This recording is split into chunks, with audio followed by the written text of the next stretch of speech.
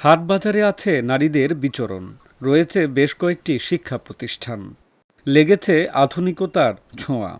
তবে পীরের ফতোয়ার কারণে নারী ভোটাররা দীর্ঘ ৫৪ বছর ধরে স্থানীয় থেকে জাতীয় কোনো নির্বাচনেই ভোট দেন না। পর্দার খেলাপ হবে এমন ভাবনা থেকে এই নিয়ম মেনে আসছেন চাঁদপুরের ফরিদগঞ্জ রূপসা দক্ষিণ ইউনিয়নের ৯টি ওয়ার্ডের নারী ভোটাররা। বারবার উদ্যোগ নিয়েও তাদের কেন্দ্রে নিয়ে আসতে পারেননি প্রার্থী, রাজনৈতিক দল বা প্রশাসন। ফরিদগঞ্জ উপজেলা নির্বাহী অফিস সূত্র বলছে, এই ইউনিয়নের ২১,৬৯৫ ভোটারের মধ্যে ১০,২৯৯ জন। কিন্তু ভোটার হয়েও যুগের পর যুগ তারা থাকছেন ভোটের হিসাবের বাইরেই। ভোট দেয় না। আমি এখানে বাপের বাড়ি ভোট দিয়েছি আগে।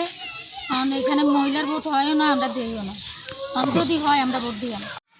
স্থানীয় সূত্রে জানা গেছে, ১৯৬৯ সালে ভারতের জৈনপুর থেকে গ্রিত কালিন্দিয়া এলাকায় আসেন পীর মাওদুদুল হাসান। তিনি এলাকাটিতে ইসলাম প্রচারে গুরুত্বপূর্ণ অবদান রেখেছিলেন।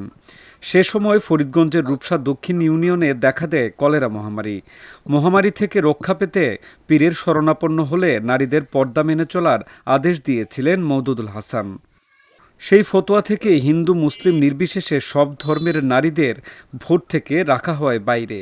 তবে সাম্প্রতিক সময়ে যুগের সঙ্গে পাল্লা দিয়ে ঘর থেকে নারীরা বেরিয়ে আসলেও শুধু ভোটের ক্ষেত্রে এই ফতোয়া মেনে চলতে দেখা যায়।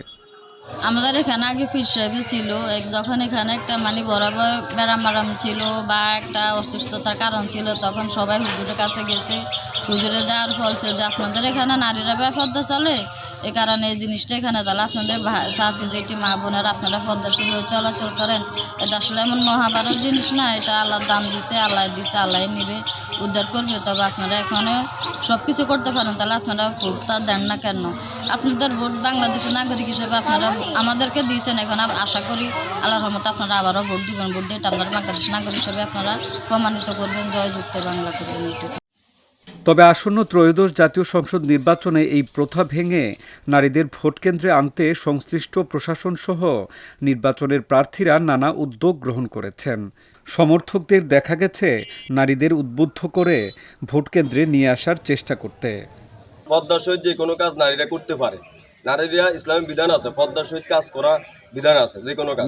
আমার হলো যে নারীরা সরকারি যে কোনো সুযোগ সুবিধা ওনারা নিতে পারে, পরিষদে যাইতে পারে, বাজারে যাইতে পারে, বিভিন্ন অফিস আদালত করতে পারে।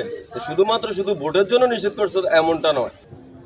এই বিষয়ে সহকারী রিটার্নিং কর্মকর্তা ও উপজেলা নির্বাহী কর্মকর্তা সেটু কুমার বড়ুয়া বলেন, নারীদের ভোট দেওয়ার জন্য গণসচেতনতা বৃদ্ধিতে আমরা কাজ করছি।